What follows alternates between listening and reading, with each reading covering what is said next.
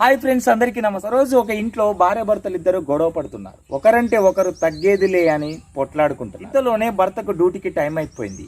ఆఫీస్కు వెళ్ళిపోయాడు. భర్త వెళ్ళిన తర్వాత భార్య ఫోన్ తీసుకొని తన తల్లిగారింటికి ఫోన్ చేసింది.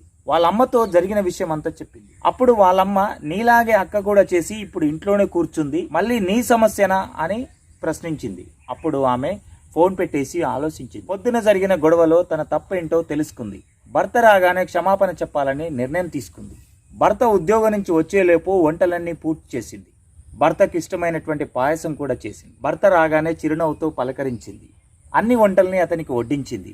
ప్రేమతో దగ్గరుండి చూసుకుంది. ఆమె ప్రేమను చూసినటువంటి భర్త, ఉదయం నేను అలా మాట్లాడకుండా ఉండవలసింది, నన్ను క్షమించు అని భార్యని అడిగాడు. భార్య కూడా భర్తను క్షమాపణ అడిగింది. తన తప్పేందో తెలుసుకున్నారు. అప్పటి నుండి ఆ సంసారం ఆనందంగా గడిచిపోయింది. ఫ్రెండ్స్, మన జీవితంలో కూడా చిన్న చిన్న విషయాలకి కొట్లాడుకుంటున్నాం. చిన్న సమస్యను పెద్ద మనసుతో ఆలోచిస్తే పరిష్కారం మన దగ్గరే ఉంటుంది. పన్నంటి సంసారాన్ని 10 మందిలో వేసుకొని పరువు తీసుకోవడం కన్నా ఆలోచించి ఒక మంచి నిర్ణయం తీసుకొని ఆనందంగా హాయిగా భర్త భార్య ప్రేమతో కలిసి ఉంటే కలదు సుఖం అన్నట్టుగా 3 పువ్వులు 6 కాయలుగా కొనసాగాలని మనస్ఫూర్తిగా కోరుకుంటున్నాను. తెంచుకుంటే తెగిపోతుందా దేవుడు వేసిన బంధం.